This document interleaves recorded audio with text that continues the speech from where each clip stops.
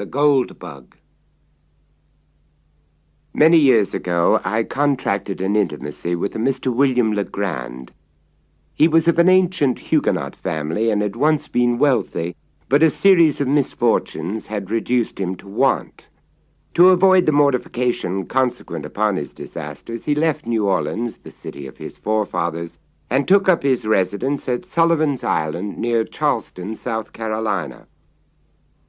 Not far from the eastern or more remote end of the island, Legrand had built himself a small hut, which he occupied when I first by mere accident made his acquaintance. His chief amusements were gunning and fishing, or sauntering along the beach and through the myrtles in quest of shells or entomological specimens.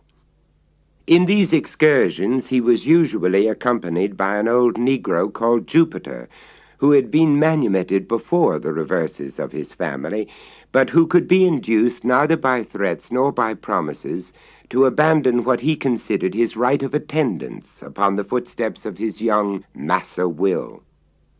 It is not improbable that the relatives of Legrand, conceiving him to be somewhat unsettled in intellect, had contrived to instill this obstinacy into Jupiter with a view to the supervision and guardianship of the wanderer.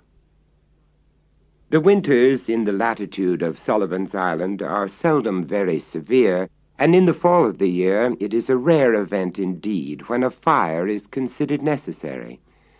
About the middle of October 1840 there occurred, however, a day of remarkable chilliness. Just before sunset I scrambled my way through the evergreens to the hut of my friend, whom I had not visited for several weeks, my residence being at that time in Charleston, a distance of 9 miles from the island, while the facilities of passage and repassage were very far behind those of the present day. Upon reaching the hut, I rapped, as was my custom, and getting no reply, sought for the key where I knew it was secreted, unlocked the door, and went in. A fine fire was blazing upon the hearth. It was a novelty, and by no means an ungrateful one. I threw off an overcoat, took an armchair by the crackling logs, and awaited patiently the arrival of my hosts. Soon after dark they arrived, and gave me a most cordial welcome. Jupiter, grinning from ear to ear, bustled about to prepare some marsh hens for supper. Legrand was in one of his fits, how else shall I term them, of enthusiasm. He had found an unknown bivalve forming a new genus, and more than this, he had hunted down and secured, with Jupiter's assistance, a scarabaeus which he believed to be totally new, but in respect to which he wished to have my opinion on the morrow. "And why not tonight?" I asked, rubbing my hands over the blaze, and wishing the whole tribe of scarabaei at the devil. "Ah, if I had only known you were here," said Legrand, "but it's so long since I saw you, and how could I foresee that you would pay me a visit this very night of all others? As I was coming home, I met Lieutenant G from the fort, and very foolishly I lent him the bug. So it will be impossible for you to see it until the morning. Stay here tonight, and I will send Jupe down for it at sunrise. It is the loveliest thing in creation. You never saw a more brilliant metallic luster than the scales emit, but of this you cannot judge till tomorrow. In the meantime, I can give you some idea of the shape."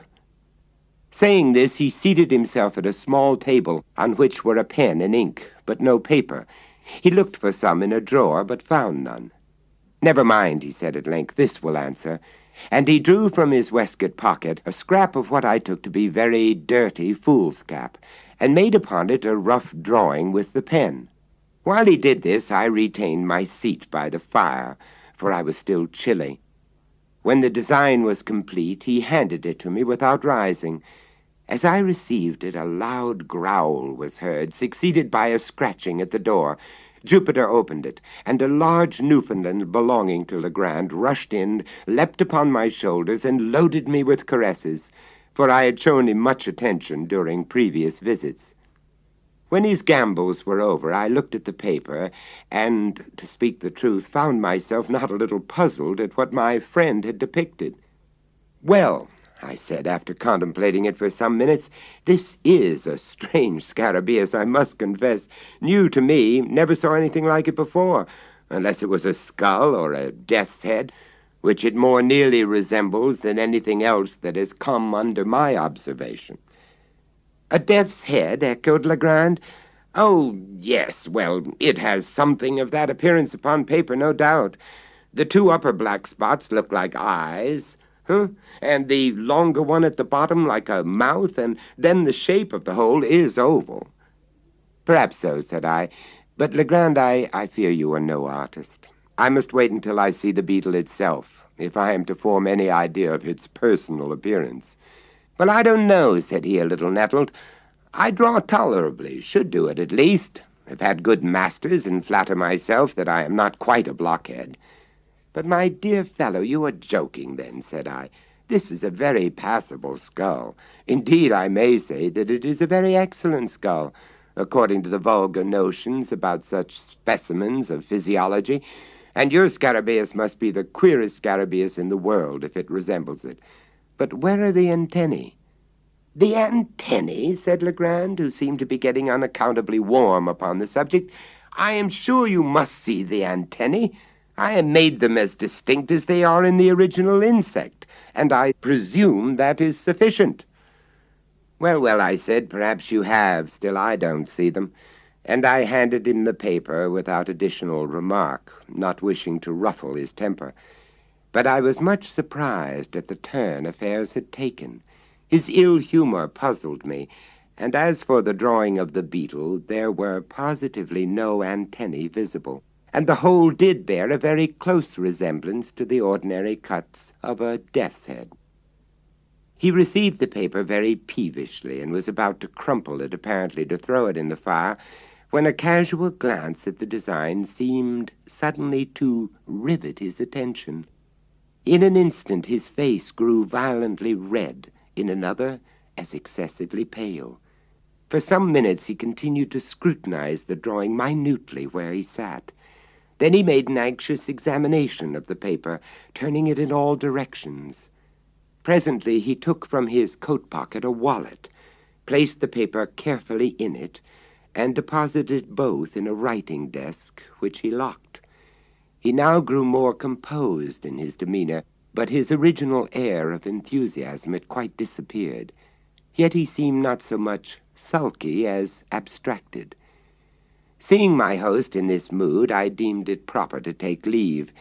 He did not press me to remain, but as I departed, he shook my hand with even more than usual cordiality. It was about a month after this, and during the interval I had seen nothing of Legrand, when I received a visit at Charleston from his man, Jupiter. I had never seen the good old Negro look so dispirited, and I feared that some serious disaster had befallen my friend. "Well, Jupe," said I, "what's the matter now? How is your master?" "Well, to speak the truth, massa, him not so very well as might be. The bug, I'm very certain that Master Will, he been bit somewhere about the head by that glue bug." "And what cause have you, Jupiter, for such a supposition?" "I never did see such a deuced bug. He kick and he bite everything that come near him. Master Will caught him first, but had to let him go again mighty quick, I tell you. Then was the time he must have got to bite. I didn't like the look of the bug mouth myself, nohow, so I wouldn't take hold of him with my finger, but I caught him with a piece of paper that I found. I wrap him up in the paper and stuff a piece of it in his mouth. That was the way." "And you think, then, that your master was really bitten by the beetle, and that the bite made him sick?" "I don't think nothing about it. I knows it. What make him dream about the gold so much, if it ain't 'cause he bit by the gold bug? I's heard about them gold bugs before this." "But how do you know he dreams about gold?" "How I know? Why, 'cause he talk about it in his sleep, that's how I knows." "Did you bring any message from Mr. Legrand?" Jupiter handed me a note which ran thus: "My dear X, since I saw you, I have had great cause for anxiety. I have something to tell you, yet scarcely know how to tell it, or whether I should tell it at all. I have not been quite well for some days past, and poor old Jupe annoys me almost beyond endurance with his well-meant attentions. Would you believe it? He had prepared a huge stick the other day with which to chastise me for giving him the slip and spending the day solus among the hills on the mainland. I verily believe that my ill looks alone saved me a flogging.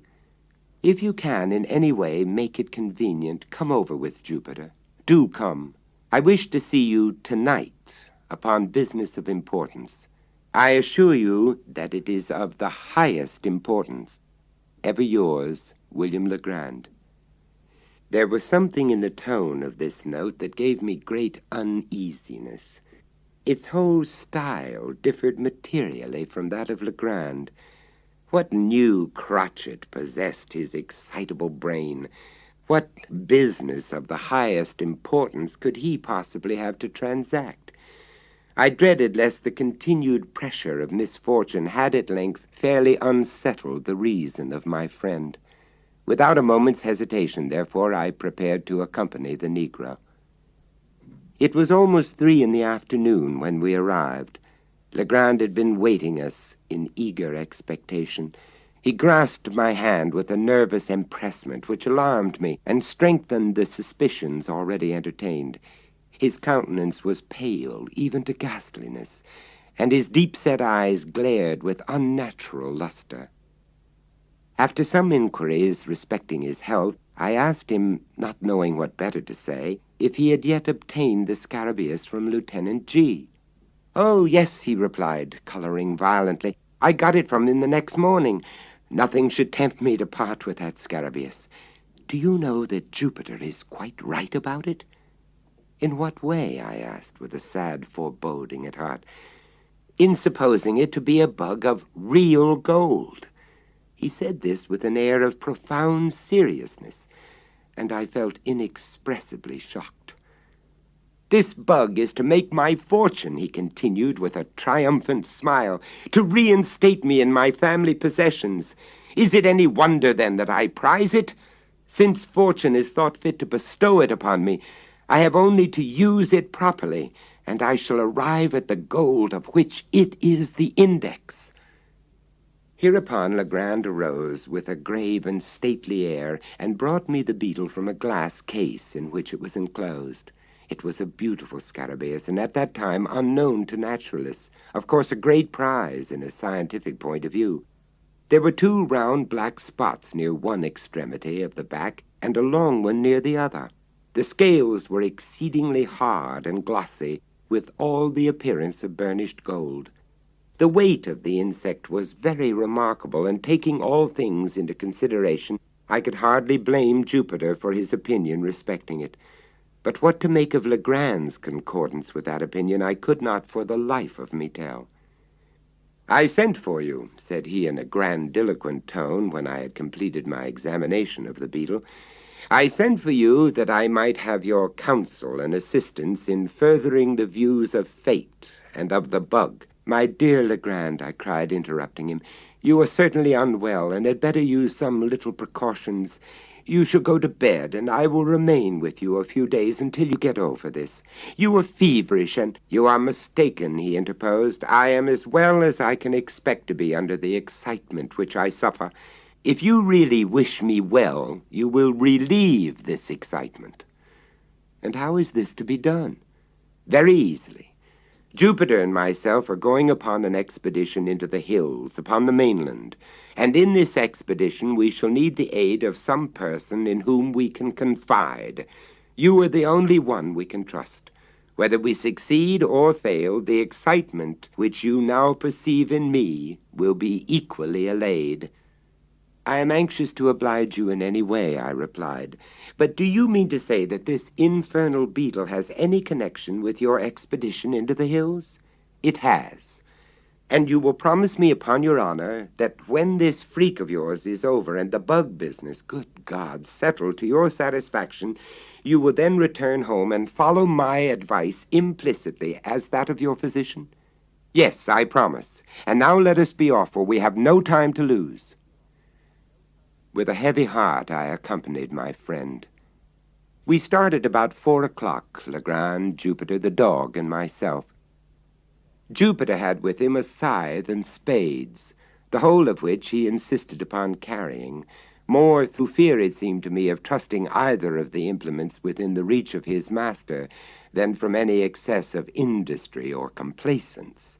For my own part, I had charge of a couple of dark lanterns, while Legrand contented himself with a scarabaeus, which he carried attached to the end of a bit of whipcord, twirling it to and fro with the air of a conjurer as he went. When I observed this last plain evidence of my friend's aberration of mind, I could scarcely refrain from tears. I thought it best, however, to humor his fancy, at least for the present, or until I could adopt some more energetic measures with a chance of success. We crossed the creek at the head of the island by means of a skiff, and ascending the high grounds on the shore of the mainland, proceeded in a northwesterly direction, through a tract of country excessively wild and desolate, where no trace of a human footstep was to be seen. The sun was just setting when we entered a region infinitely more dreary than any yet seen. It was a species of tableland near the summit of an almost inaccessible hill, densely wooded from base to pinnacle. The natural platform to which we had clambered was thickly overgrown with brambles, through which we soon discovered that it would have been impossible to force our way but for the scythe, and Jupiter, by direction of his master, proceeded to clear for us a path to the foot of an enormously tall tulip tree, which stood with some 8 or 10 oaks upon the level, and far surpassed them all, and all other trees which I had then ever seen, in the beauty of its form, in the wide spread of its branches, and in the general majesty of its appearance. When we reached this tree, Legrand turned to Jupiter and asked him if he thought he could climb it. "Yes, massa, Jupe climb any tree he ever see in his life." "Then up with you as soon as possible, for it will soon be too dark to see what we are about." "How far must go up, massa?" inquired Jupiter. "Get up the main trunk first, and then I will tell you which way to go. Oh, here, stop. Take this beetle with you." The difficulty of ascension in the present case lay more in semblance than in reality. Jupiter, after 1 or 2 narrow escapes from falling, at length wriggled himself into the first great fork, and seemed to consider the whole business as virtually accomplished. The risk of the achievement was, in fact, now over, although the climber was some 60 or 70 feet from the ground. "Which way must go up now, Master Will?" "Keep up the largest branch, the one on this side," said Legrand. Presently his voice was heard in a sort of halloo. "How much further's got to go?" "Look down the trunk and count the limbs below you on this side." "How many limbs have you passed?" 1, 2, 3, 4, 5. I done passed 5 big limbs, master, upon this side." "Then go 1 limb higher." In a few minutes the voice was heard again, announcing that the 7th limb was attained. "Now, Jupe," cried Legrand, evidently much excited, "I want you to work your way out upon that limb as far as you can. If you see anything strange, let me know." By this time, what little doubt I might have entertained of my poor friend's insanity was put finally at rest. I had no alternative but to conclude him stricken with lunacy, and I became seriously anxious about getting him home. While I was pondering upon what was best to be done, Jupiter's voice was again heard. "Most out to the end now." "Out to the end!" here fairly screamed Legrand. "Do you say you are out to the end of that limb?" "Soon be to the end, master." "Oh, Lord God of mercy, what is this here upon the tree?"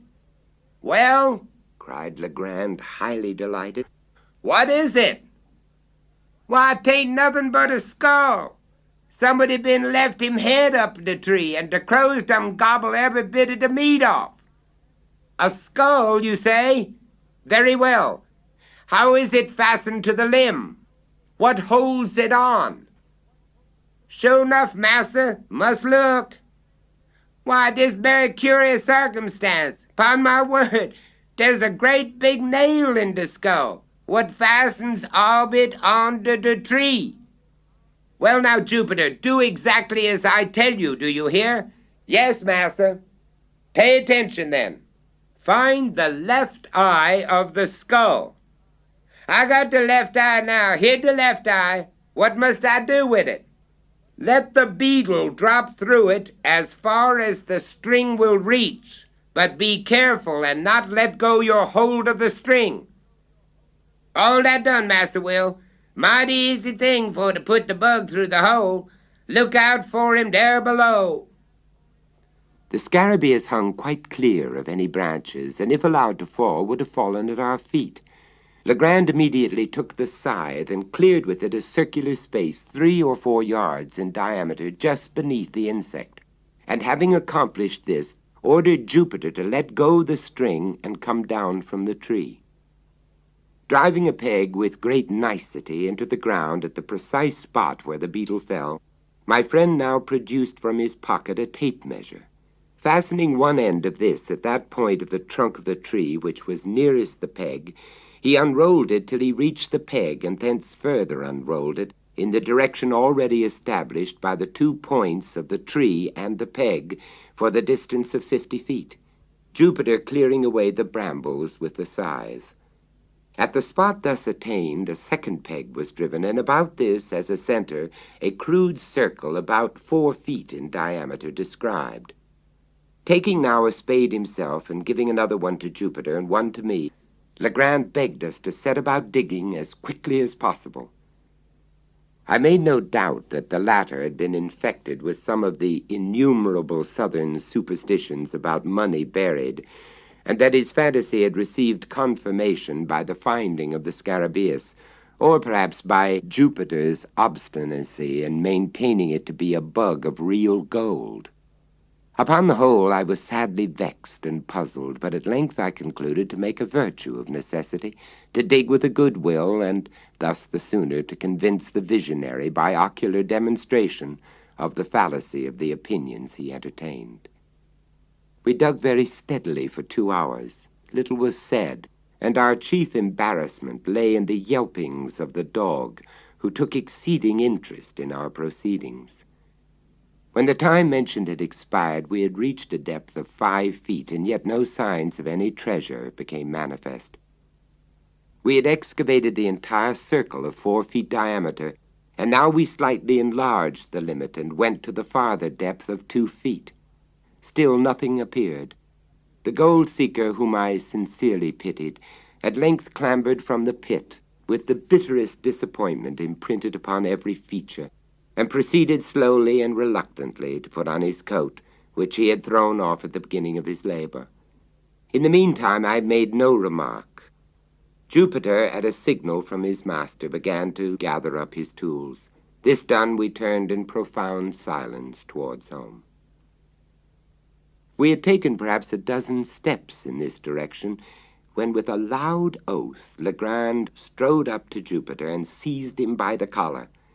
"You scoundrel," said Legrand, hissing out the syllables from between his clenched teeth. "You infernal black villain! Speak, I tell you. Answer me this instant, without prevarication. Which is your left eye?" "Oh, my golly, Massa Will, ain't this here my left eye for certain?" roared the terrified Jupiter, placing his hand upon his right organ of vision, and holding it there with a desperate pertinacity, as if in immediate dread of his master's attempt at a gouge. "I thought so! I knew it! Hurrah!" vociferated Legrand, letting the Negro go and executing a series of curvets and caracols, much to the astonishment of his valet, who, arising from his knees, looked mutely from his master to myself, and then from myself to his master. "Come, we must go back," said the latter. "The game's not up yet." And he again led the way to the tulip tree. Here my friend, about whose madness I now saw, or fancied that I saw, certain indications of method, removed the peg which marked the spot where the beetle fell to a spot about 3 inches to the westward of its former position. Taking now the tape measure from the nearest point of the trunk to the peg, as before, and continuing the extension in a straight line to the distance of 50 feet, a spot was indicated, removed by several yards from the point at which we had been digging. Around the new position, a circle somewhat larger than in the former instance was now described, and we again set to work with the spade. I was dreadfully weary, but scarcely understanding what had occasioned the change in my thoughts, I felt no longer any great aversion from the labor imposed.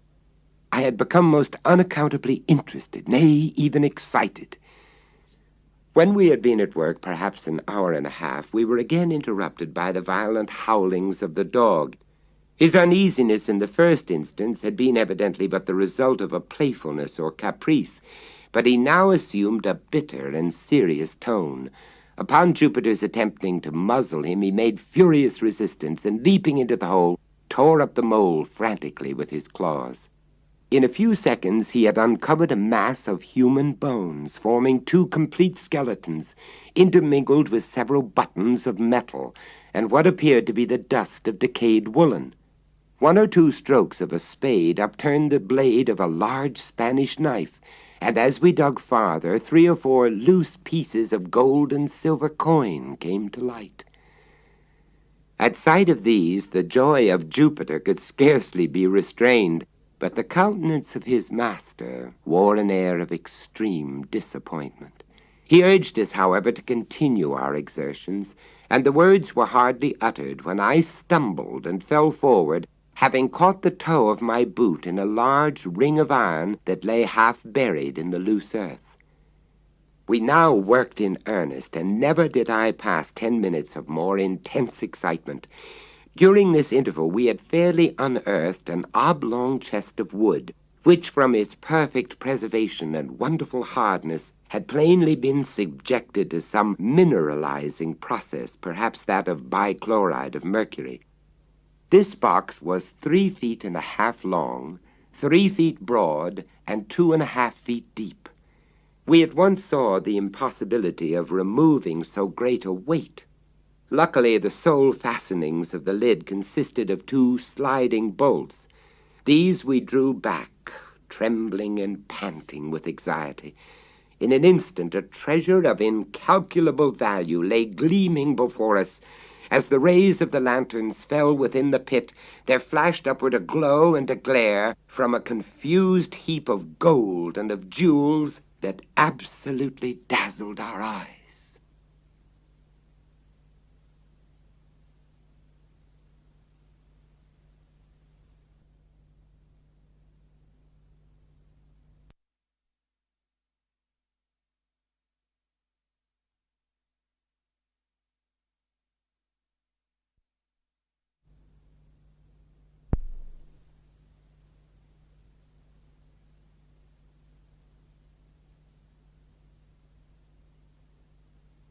I shall not pretend to describe the feelings with which I gazed. Amazement was, of course, predominant. Legrand appeared exhausted with excitement and spoke very few words. Jupiter seemed stupefied, thunderstricken. Presently he fell upon his knees in the pit, and burying his naked arms up to the elbows in gold, let them there remain as if enjoying the luxury of a bath. At length, with a deep sigh, he exclaimed, as if in a soliloquy, "And this all come of the gold bug." It became necessary at last that I should arouse both master and valet to the expediency of removing the treasure. It was growing late, and it behooved us to make exertion that we might get everything housed before daylight. We lightened the box by removing 2/3 of its contents, when we were enabled with some trouble to raise it from the hole. The articles taken out were deposited among the brambles. We then hurriedly made for home with the chest, reaching the hut in safety, but after excessive toil, at 1 o'clock in the morning. Armed with 3 stout sacks, which by good luck were upon the premises, we arrived at the pit a little before 4, divided the remainder of the booty as equally as might be among us, and leaving the holes unfilled, again set out for the hut, at which for the second time we deposited our golden burdens, just as the first faint streaks of dawn gleamed from over the treetops in the east. The chest had been full to the brim, and we spent the whole day and the greater part of the next night in a scrutiny of its contents.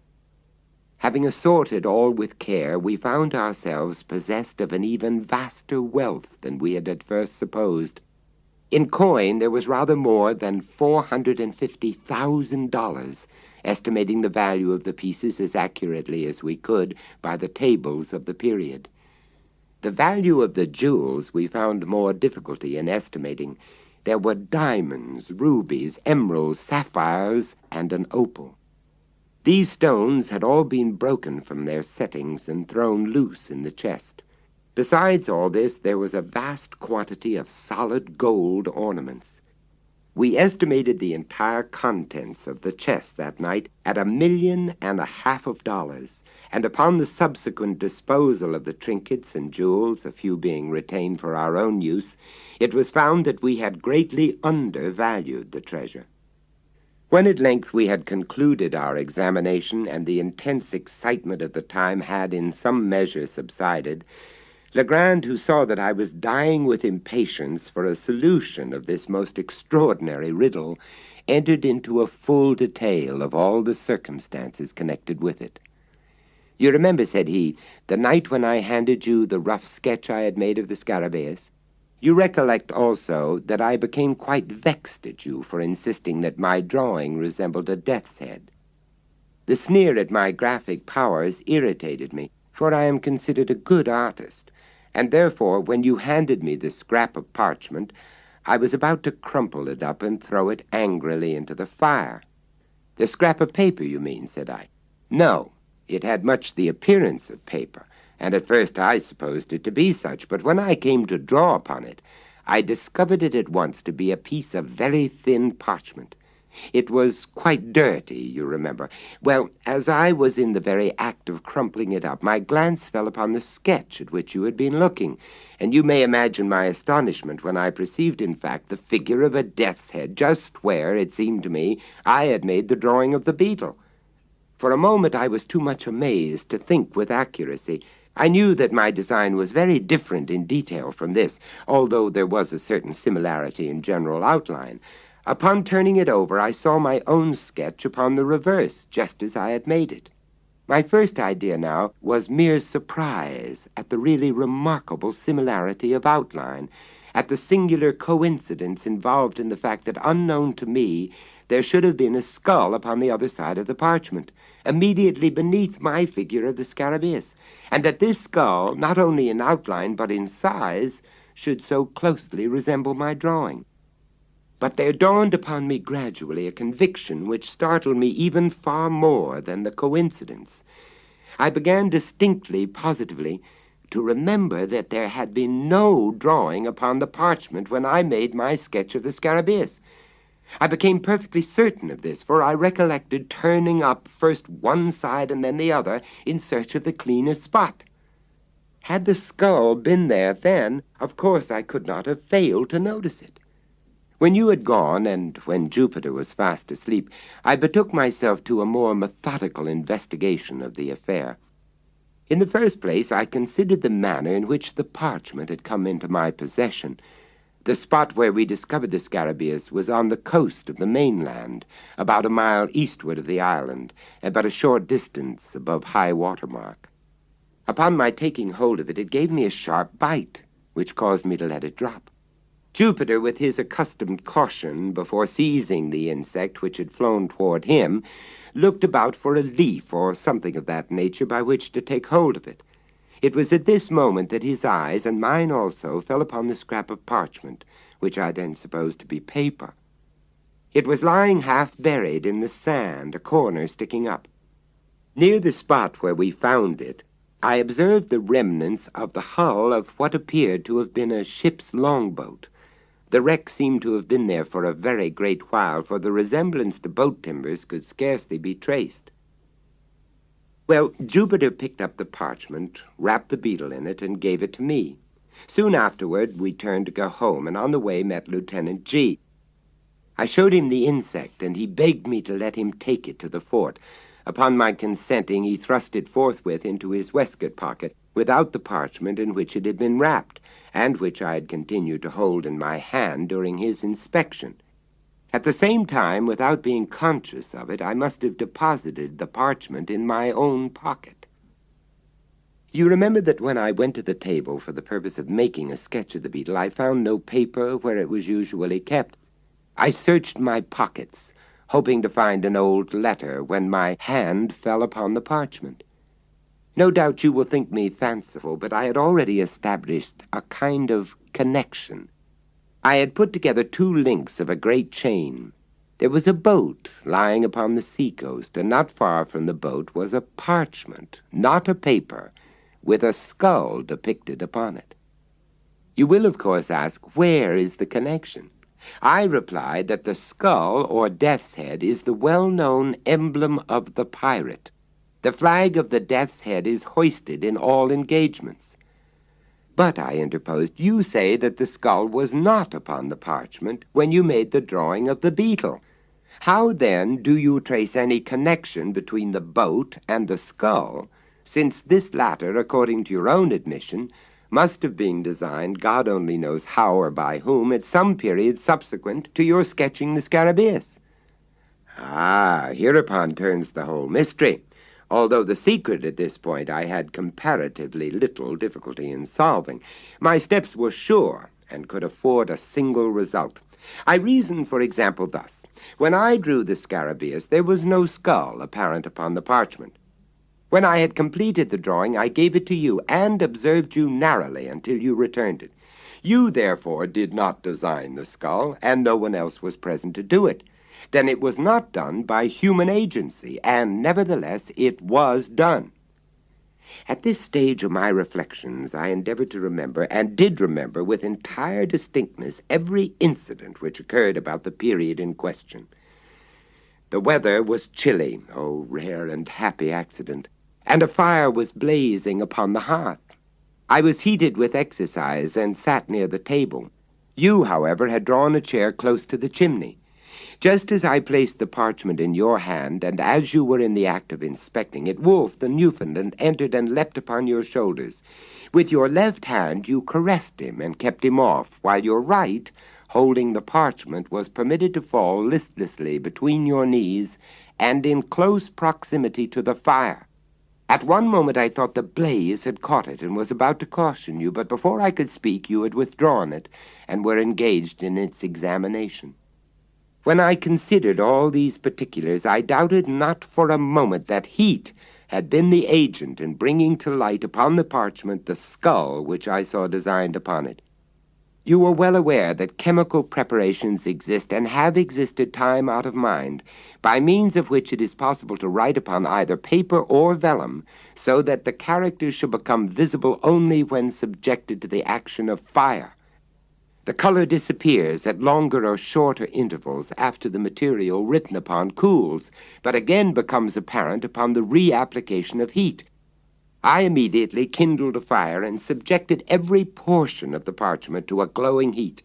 At first the only effect was the strengthening of the faint lines in the skull, but upon persevering in the experiment, there became visible at the corner of the slip, diagonally opposite to the spot in which the death's head was delineated, the figure of what I at first supposed to be a goat. A closer scrutiny, however, satisfied me that it was intended for a kid. Well, a kid, then. It's pretty much the same thing. Pretty much, but not altogether, said Legrand. You may have heard of one Captain Kidd. I had once looked upon the figure of the animal as a kind of punning or hieroglyphical signature. I say signature because its position upon the vellum suggested this idea. The death's head at the corner diagonally opposite had, in the same manner, the air of a stamp or seal. But I was sorely put out by the absence of all else, of the body to my imagined instrument, of the text for my context. I presume you expected to find a letter between the stamp and the signature? Something of that kind. The fact is, I felt irresistibly impressed with a presentiment of some vast good fortune impending. I can scarcely say why. Perhaps, after all, it was rather a desire than an actual belief. But do you know that Jupiter's silly words about the bug being of solid gold had a remarkable effect upon my fancy? And then the series of accidents and coincidences, these were so very extraordinary.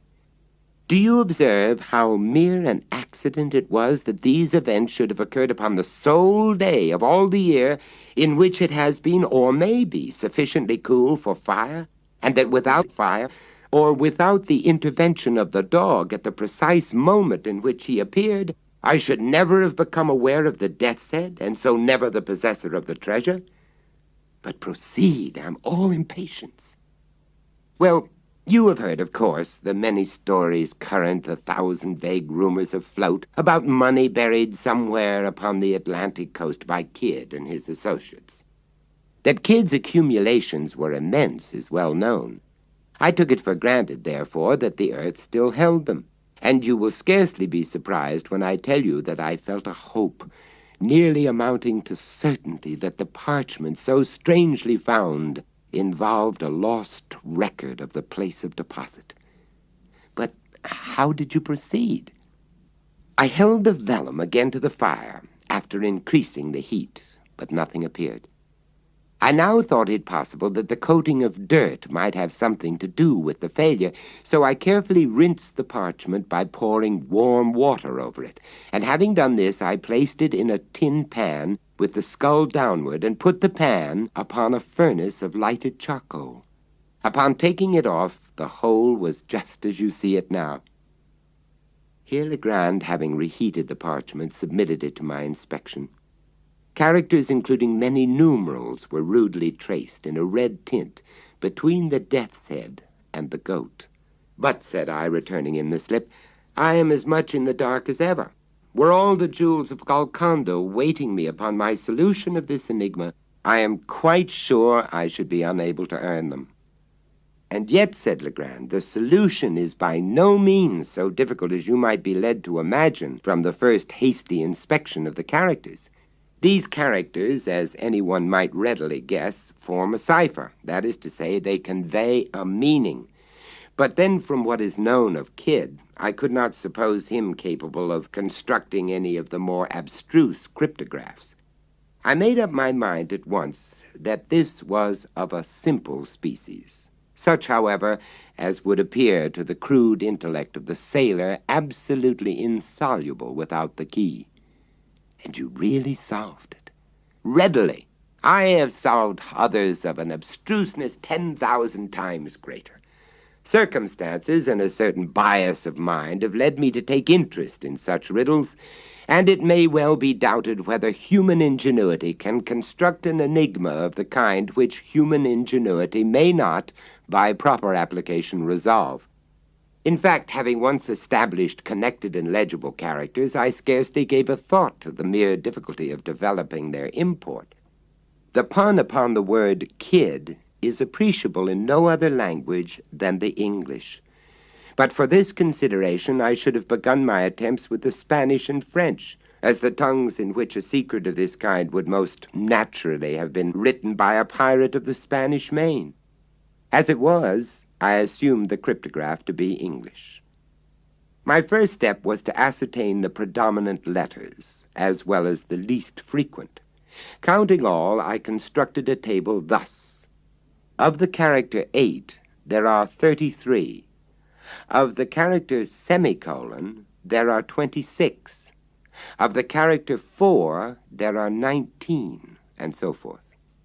Now, in English, the letter which most frequently occurs is E. E predominates so remarkably that an individual sentence of any length is rarely seen in which it is not the prevailing character. As our predominant character is 8, we will commence by assuming it as the E of the natural alphabet. Now, of all the words in the language, "the" is the most usual. Let us see, therefore, whether there are not repetitions of any 3 characters in the same order of collocation, the last of them being 8. If we discover repetitions of such letters so arranged, they will most probably represent the word "the." Upon inspection, we find no less than 7 such arrangements, the characters being semicolon 4, 8. We may therefore assume that semicolon represents T, 4 represents H, and 8 represents E, the last being now well confirmed. Thus a great step has been taken. It will be unnecessary to proceed with the details of the solution. I have said enough to convince you that ciphers of this nature are readily soluble, and to give you some insight into the rationale of their development. But be assured that the specimen before us appertains to the very simplest species of cryptograph. It now only remains to give you the full translation of the characters upon the parchment as unriddled. Here it is. A good glass in the bishop's hostel in the devil's seat, 41 degrees and 13 minutes northeast and by north, main branch, 7th limb, east side. Shoot from the left eye of the death's head a bee line from the tree through the shot 50 feet out. But, said I, the enigma seems still in as bad condition as ever. How is it possible to extort a meaning from all this jargon about devil's seats, death's heads, and bishops' hostels? It left me also in the dark, replied Legrand, for a few days, when one morning it entered into my head quite suddenly that Bishop's Hostel might have some reference to an old family of the name of Bessop, which time out of mind had held possession of an ancient manor house about 4 miles to the northward of the island. I accordingly went over to the plantation and reinstituted my inquiries among the older Negroes of the place. At length, one of the most aged of the women said that she had heard of such a place as Bessop's Castle, and thought that she could guide me to it, but that it was not a castle nor a tavern, but a high rock. The castle consisted of an irregular assemblage of cliffs and rocks, one of the latter being quite remarkable for its height, as well as for its insulated and artificial appearance. I clambered to its apex, and then felt much at a loss as to what should be next done. While I was busied in reflection, my eyes fell upon a narrow ledge in the eastern face of the rock, perhaps a yard below the summit upon which I stood. A niche in the cliff just above it gave it a rude resemblance to one of the hollow-backed chairs used by our ancestors. I made no doubt that here was the devil's seat, alluded to in the manuscript, and now I seemed to grasp the full secret of the riddle.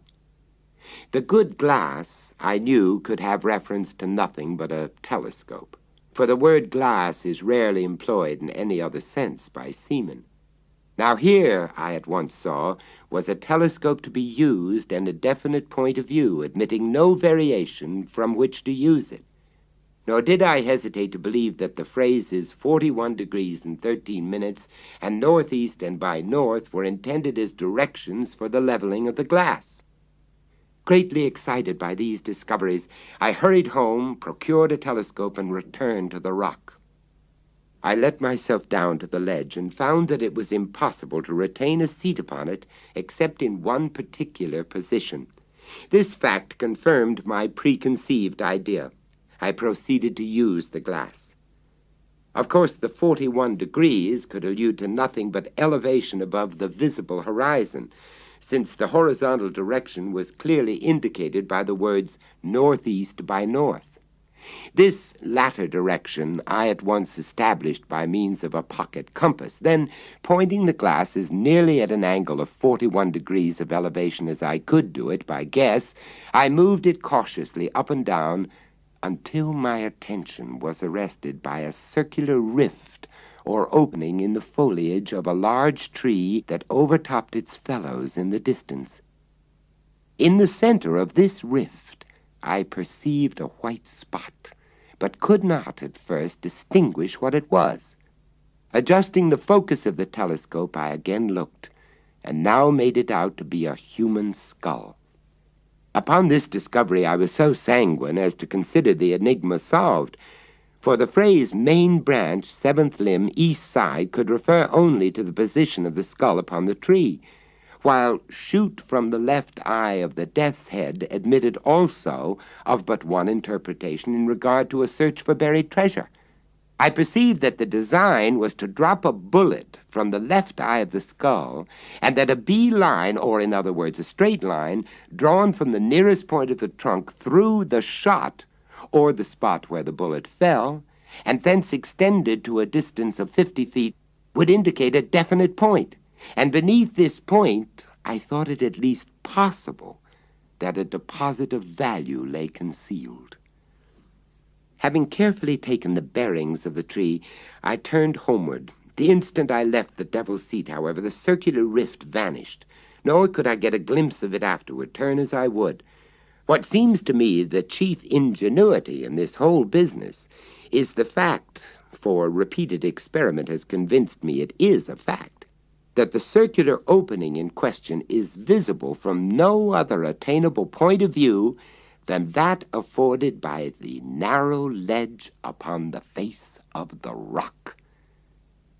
In this expedition to the bishop's hostel, I had been attended by Jupiter, who had no doubt observed for some weeks past the abstraction of my demeanor, and took especial care not to leave me alone. But on the next day, getting up very early, I contrived to give him the slip and went into the hills in search of the tree. After much toil, I found it. When I came home at night, my valet proposed to give me a flogging. With the rest of the adventure, I believe you are as well acquainted as myself. I suppose, said I, you missed the spot in the first attempt at digging through Jupiter's stupidity in letting the bug fall through the right instead of through the left eye of the skull. Precisely. This mistake made a difference of about 2.5 inches in the shot. That is to say, in the position of the peg nearest the tree. And had the treasure been beneath the shot, the error would have been of little moment. But the shot, together with the nearest point of the tree, were merely 2 points for the establishment of a line of direction. Of course, the error, however trivial in the beginning, increased as we proceeded with the line, and by the time we had gone 50 feet, threw us quite off the scent. But for my deep-seated impressions that treasure was here somewhere actually buried, we might have had all our labor in vain. But your grandiloquence and your conduct in swinging the beetle, how excessively odd! I was sure you were mad. And why did you insist upon letting fall the bug instead of a bullet from the skull? Why, to be frank, I felt somewhat annoyed by your evident suspicions touching my sanity, and so resolved to punish you quietly in my own way by a little bit of sober mystification. For this reason I swung the beetle, and for this reason I let it fall from the tree. An observation of yours about its great weight suggested the latter idea. Yes, I perceive. And now there is only one point which puzzles me. What are we to make of the skeletons found in the hole? That is a question I am no more able to answer than yourself. There seems, however, only one plausible way of accounting for them, and yet it is dreadful to believe in such atrocity as my suggestion would imply. It is clear that Kidd, if Kidd indeed secreted this treasure, which I doubt not, it is clear that he must have had assistance in the labor. But this labor concluded, he may have thought it expedient to remove all participants in his secret. Perhaps a couple of blows with a mattock were sufficient, while his coadjutors were busy in the pit. Perhaps it required a dozen. Who shall tell?